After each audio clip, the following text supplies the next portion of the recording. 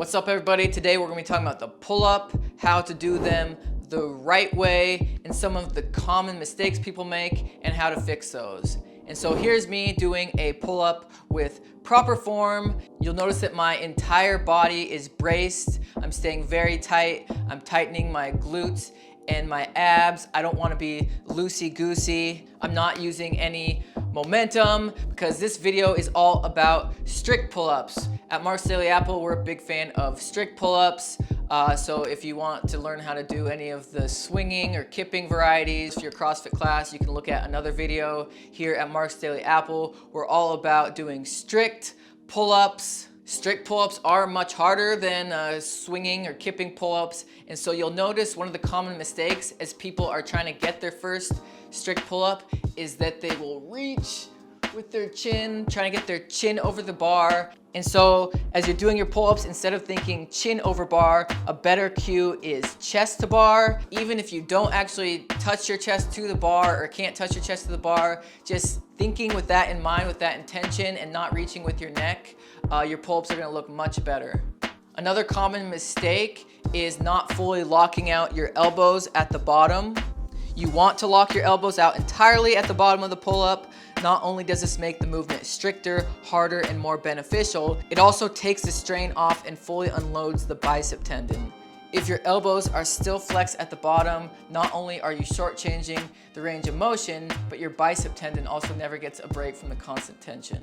Another good cue is to drive your elbows down towards the floor. Pull-ups are primarily a back exercise.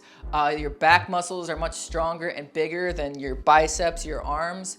And so as you ascend from the bottom, imagine driving your elbows into the ground. This is a great cue for engaging your lats and back muscles rather than just pulling with the biceps.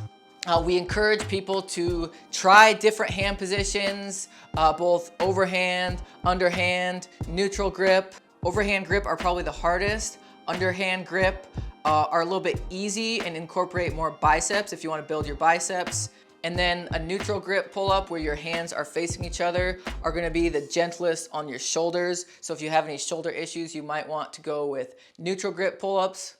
And so when you do pull-ups like this, a lot of people can only do one or two. And so here are some ways that you can increase the number of pull-ups you can do.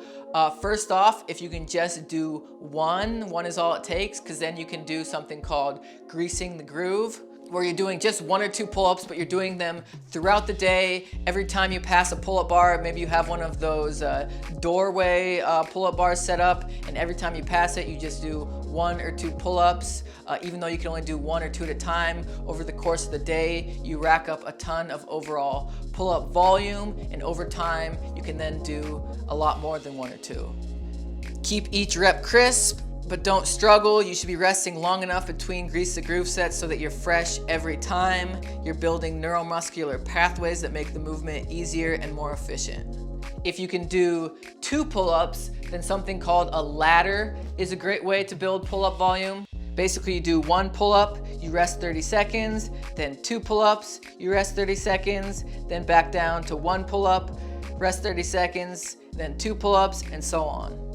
If you can do three pull-ups, you do one pull-up, rest 30 seconds, two pull-ups, rest 30 seconds, three pull-ups, rest 30 seconds, then back down to two, and then one, and so on. Now, if you can't do any pull-ups, you're trying to go from 0 to 1, we actually already did a video on that, on how to go from 0 to 1 pull-ups, some strategies you can use to get to your first pull-up.